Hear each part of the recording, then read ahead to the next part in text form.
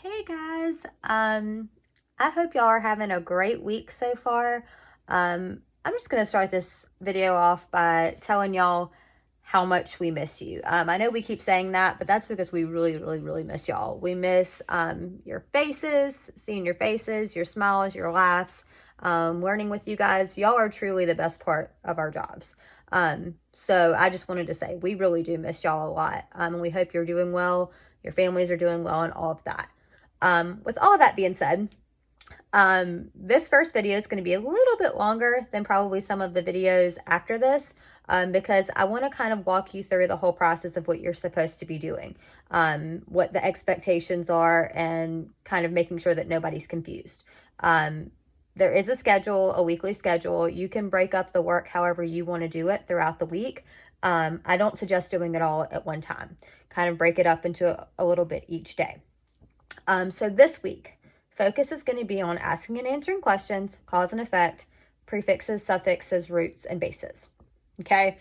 So asking and answering questions, that's just kind of basic comprehension. So testing to make sure, stopping while you're reading the text, making sure that you are comprehending and understanding what you're reading. So that's going to be in the workbook. Cause and effect. You guys know cause and effect. We've gone over this. But still good to practice. We talk about how it's a real life thing. You can apply cause and effect to your life every single day. Every day something happens that you have to think about, oh, why did that happen? Or before you get ready to make a decision, you might have to think, oh, if I do that, what might happen after? So cause and effect is a real life thing. For example, effect, we're not at school right now. I'm making this video. What caused it?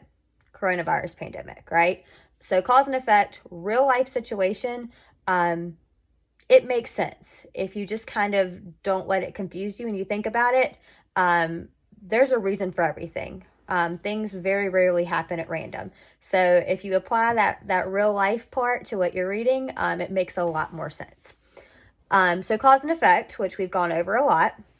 And then prefixes and suffixes and roots and bases, which we haven't gone over as much, okay? So, there's going to be, if you keep watching, which you should, there's going to be a little bit more information about that, a little bit more of a review.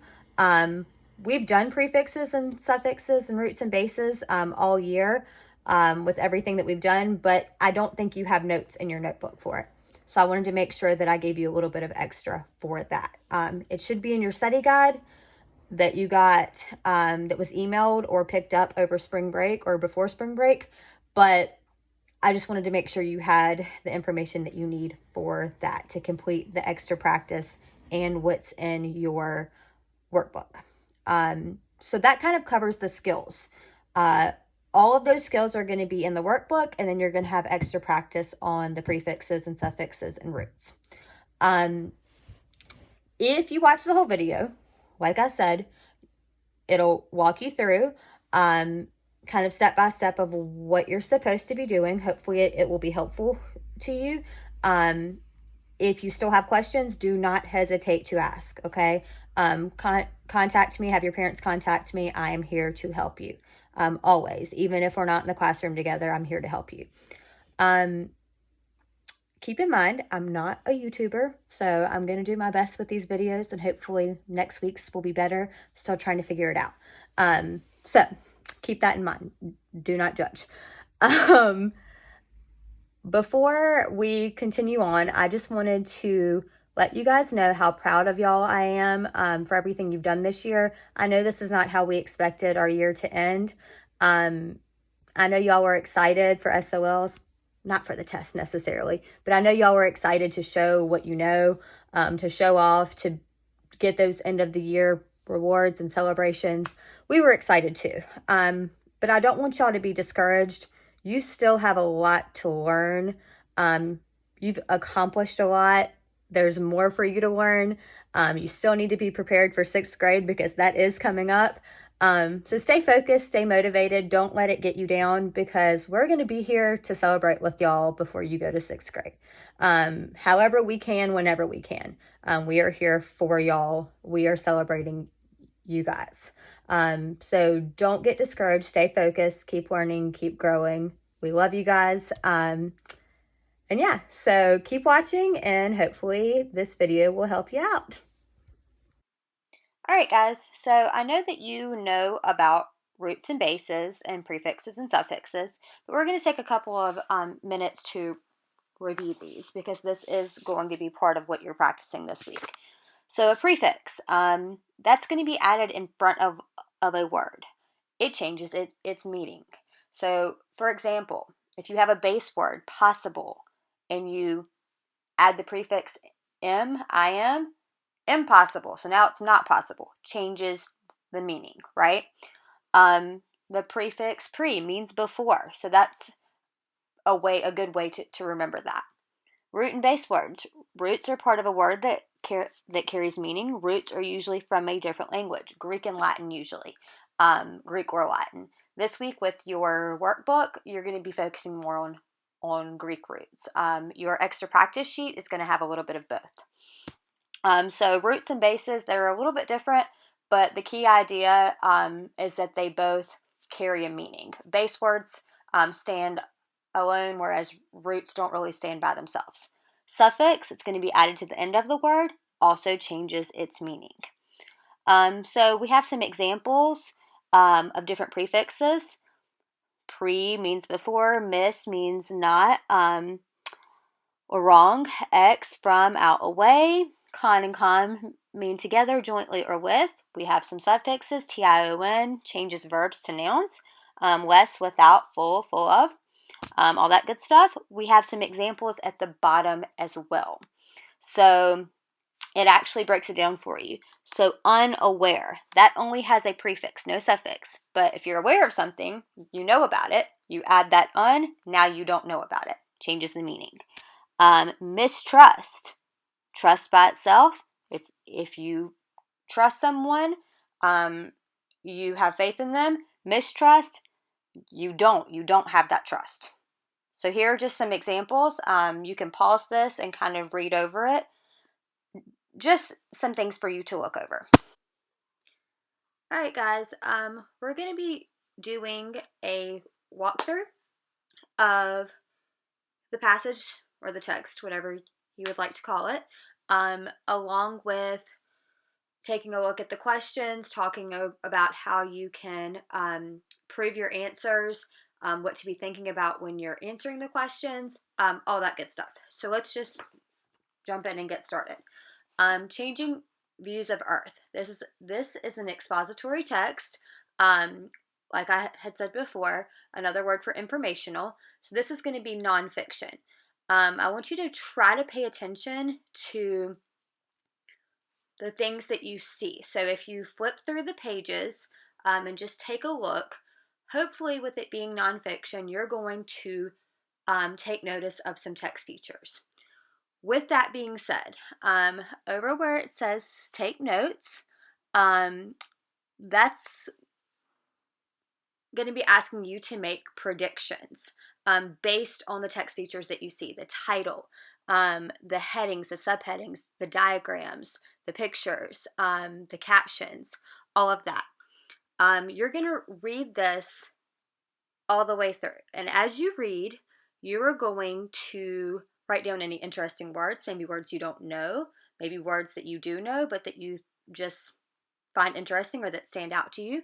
You're also going to add any key details that stand out to you that seem important in the text. Maybe if you're thinking about main idea, things that you would definitely include key details that would support that main idea. Okay, so obviously you're going to read this more than once. If you break this up into different work sessions, you're going to read it more than once. So when you're working on this first page, you need to pay attention. For each question, it's going to tell you where to look. So at the top, paragraphs 1 and 2, paragraph 3. You need to number your paragraphs. So as you can see, I'm kind of doing that for you right now. Remember, each new paragraph is going to be indented, so that's going to be your clue to help you with numbering those paragraphs. So let's take a look at the first question, asking and answering questions. Why did people long ago think that the sun moved around the earth? You're going to underline the text evidence and write the answer here. So asking and answering questions. This is going to be pulling in your prior knowledge, things you already know, and thinking about the things that you know and using that to ask yourself questions as you read. This is a way to check in to make sure that you understand what you are reading. So you're going to be looking at paragraphs 1 and 2 for that. You're going to underline the text evidence that supports that answer. So if you're looking at paragraphs 1 and 2, you're going to think about why did people think that. Paragraph 3, cause and effect. You're going to circle the text evidence that explains how the telescope helped Galileo. Then you're going to draw a box around the clue words that tell you that the telescope had an effect. Hint, if you look in your notebook, cause and effect, signal words, it should be there. So if you're having trouble finding it in paragraph 3, if you're having trouble finding that clue, that signal word, if you look back in your notes, it should be there. So there's a hint for you. So you're going to think, how do you know that it helped him? Down at the bottom, author's craft. How does the author help you understand the difference between the geocentric and heliocentric model of the solar system? So there's a nice little diagram over there that is going to help you with that. So just kind of think about how that diagram, how that picture helps you to kind of understand the difference between the two theories. Okay, going to the second page. Here we're going to be looking at asking and answering questions, cause and effect. We're going to have a diagram question and then another author's craft. So, one thing that I want to point out, once again, you need to be thinking about where you're looking. So where it tells you, paragraphs 1 and 2, paragraphs 3 and 4. Important thing to remember, this book is kind of weird. It doesn't continue with the paragraphs from the previous page. It starts over. So you have to renumber the paragraphs again. So I'm kind of doing that for you right now on the screen. Remember, every time you see that little finger space, that indentation, you're starting a new paragraph. So make sure that you pay attention to that. Alrighty, let's look at our asking and answering questions. Once again, this is checking in with yourself as you read, making sure you understand what you are reading. So what is the question you can ask and answer about measurement devices? Write the question, underline the answer. So you're going to kind of pretend like you're the teacher here. You're going to switch roles, which pretty much means that you're going to find information in those first 2 paragraphs that you can then make a question that it would be the answer to. So kind of like teachers make questions for tests based on what you've learned, you're going to think about that. Cause and effect. You're going to circle the effects that aircraft had on advancing the study of weather patterns. So paragraphs 3 and 4. Look for the keyword aircraft. Think about it. How does new technology help with the scientific investigation? So they're studying weather patterns. How does new technology help that? How would it help it to be more effective, more accurate?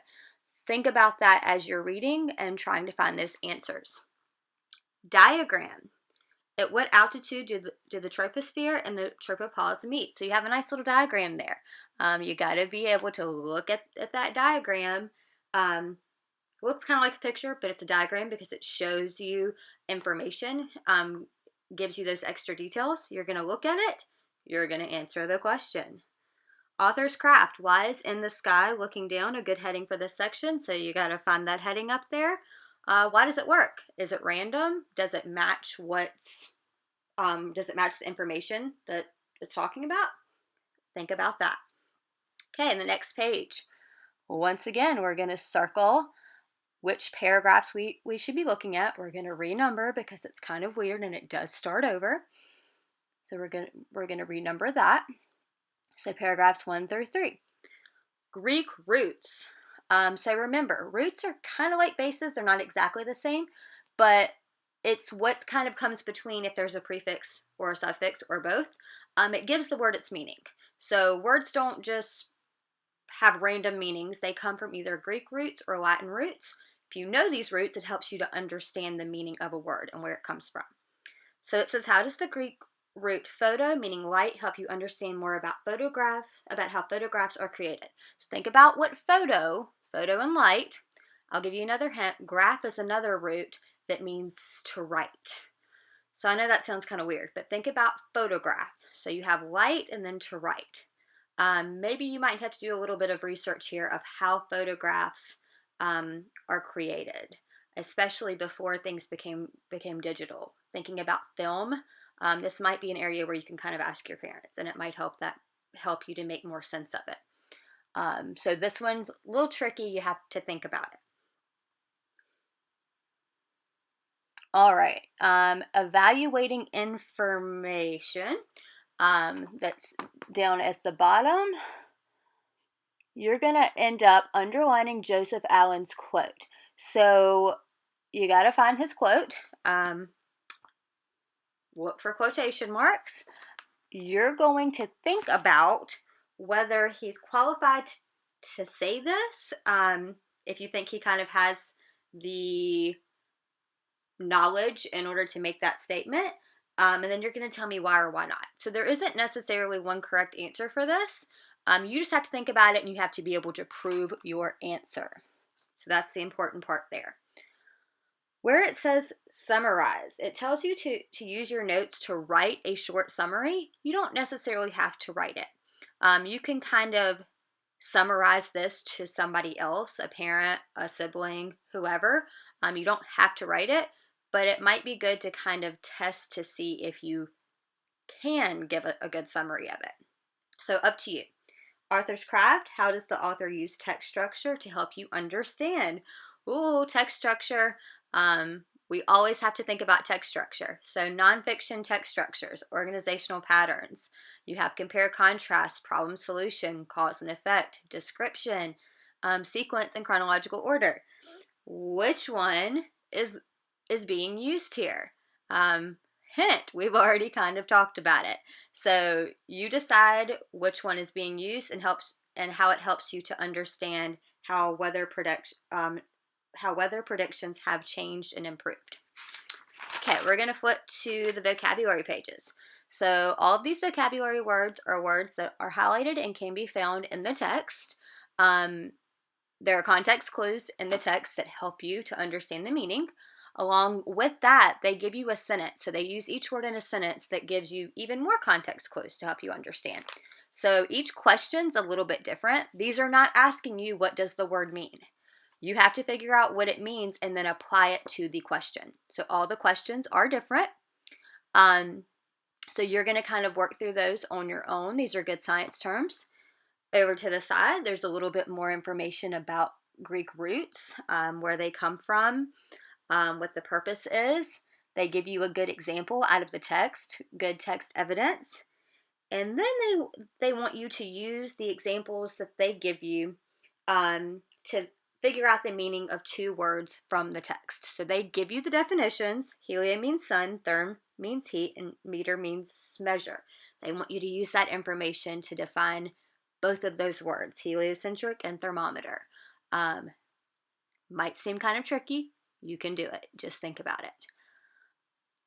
At this point, if you continue to flip the pages, you're going to see that there's a lot more that goes with this particular story, with expository text, not story, passage. There's a lot more that goes with it. You can explore this however you want to. You can keep working with it. It's totally up to you. It's not required, but there are some really good activities if you want to further your learning and your investigation into this particular passage. So I hope this was helpful. All right, guys, so that's it for this week. Thank you for watching. Hopefully this was helpful to you. It's not the same as being in our classroom, but hopefully it still helped. Comment, email me if you have suggestions, if there's anything I need to change for next week. If there's anything that you think might be more helpful, let me know. If you still have questions, definitely let me know. But hopefully this helped. So I'll see you guys next week.